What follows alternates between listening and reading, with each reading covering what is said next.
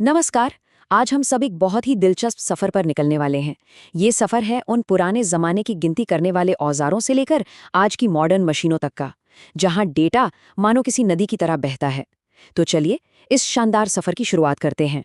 अच्छा, कभी सोचा है कि ये जो स्मार्टफोन हमारी जेब में रहता है, इसके परदादा जी कैसे दिखते होंगे? सुनने में थोड़ा अजीब है ना? पर यकीन मानिए, हमारी आज की कहानी की जड़ें यहीं से जुड़ी हैं, गणना के इतिहास से। तो सबसे पहले टाइम मशीन में बैठकर चलते हैं उस दौर में जब कैलकुलेशन के लिए ना तो बिजली थी और ना ही कोई मशीन। ये वो दौर था मोतियों का, हड्डियों का और कुछ शुरुआती आविष्कारों का, यानी हमारे पहले कैलकुलेटिंग टूल्स का दौर। हमारी कहानी की शुरुआत होती है करीब 3000 साल पहले चीन में इस डिवाइस के साथ। इसे हम सब एबकस के नाम से जानते हैं। ये तारों पर लगे मोतियों से बना एक बहुत ही सिंपल सा यंत्र था, लेकिन इसे ही इंसानियत का पहला कैलकुलेटर माना जाता है। अब ये बात सुनकर थोड़ी हैरानी होगी कि पहला टैबलेट तो हजारों साल पहले ही आ गया था। जी हाँ, एबेकस शब्द एबेकोन से आया है, जिसका मतलब ही होता है टेबल या टैबलेट। तारों और मोतियों के इस आसान से स्ट्रक्चर को हमारे यहाँ गिनतारा भी कहा जाता है। कितना कमाल है ना। अब कहानी में थोड़ा आगे बढ़ते हैं। साल 1617 में जॉन नेपियर नाम के एक शख्स ने एक और बड़ा ही चालाक उपकरण बनाया, जिसे नेपियर्स बोन्स कहा गया। ये असल में हाथी दांत और लकड़ी से बनी कुछ रॉड्स का एक सेट था, जिसने गुणा और भाग करने को काफी आसान बना दिया।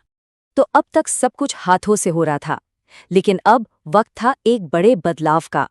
हम अब एक नए युग में एंट्री कर रहे थे, गियर्स का युग, जहां मैकेनिकल कैलकुलेटर का जन्म हुआ। और ये है वो पहला मैकेनिकल कैलकुलेटर जिसे 1642 में ब्लेज पास्कल ने बनाया था। इसका नाम था पास्कलाइन और इसे एडिशन मशीन भी कहते थे। इसका मैकेनिज्म पता है कैसा था? ठीक वैसा ही जैसा हमारी गाड़ियों के मीटर में या घड़ी के अंदर गियर्स का सिस्टम होता है। लेकिन देखिए, पास्कलाइन में एक दिक्कत थी। वो सिर्फ जोड़ और घटाव ही कर सकता था। इस कमी को दूर किया 1671 में गॉटफ्रिड वॉन लाइबनिज ने अपने कैलकुलेटर से। लाइबनिज कैलकुलेटर आप कह सकते हैं पास्कलाइन का एक जबरदस्त अपग्रेड था, जो जोड़, घटाव, गुणा और भाग सब कुछ कर सकता था। ये वाकई एक बहुत बड़ा सुधार था।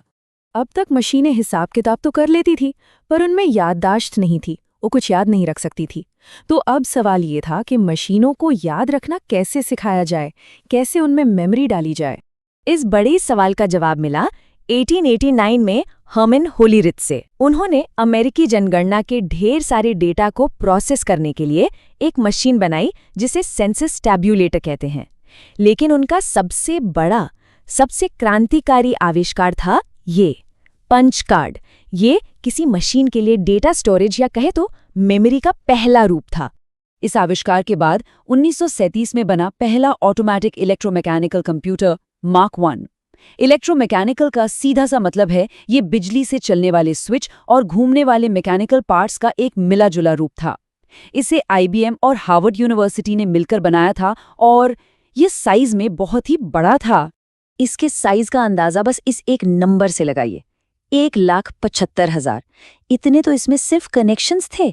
आज हमारे फोन की एक छोटी सी चिप में इससे करोड़ों गुना ज्यादा होते हैं। सोचिए, उस वक्त ये बनाना कितना मुश्किल और कितना बड़ा काम रहा होगा।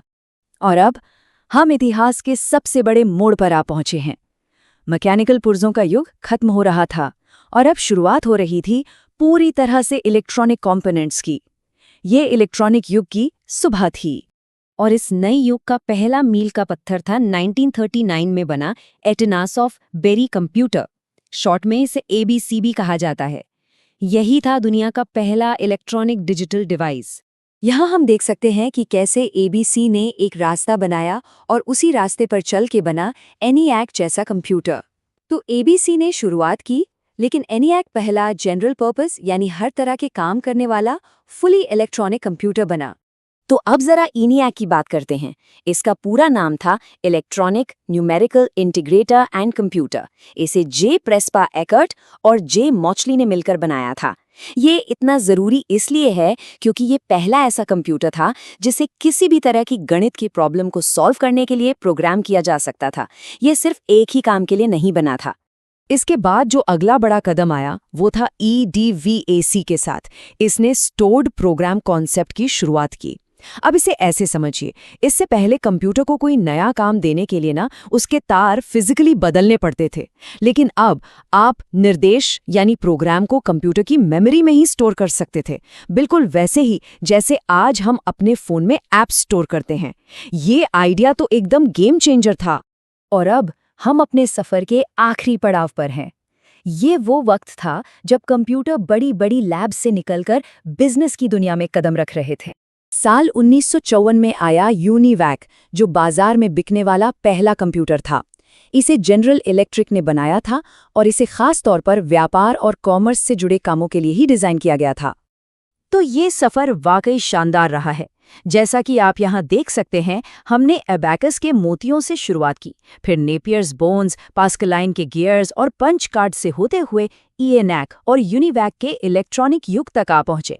हमने एबैकस के मोतियों से लेकर यूनिवैक्स की कमर्शियल पावर तक का ये लंबा सफर तय किया है। ये इंसानी जिज्ञासा और कुछ नया करने की चाहत की एक अद्भुत कहानी है, और ये हमें सोचने पर मजबूर करती है कि इस कहानी में अगला चैप्टर क्या होगा।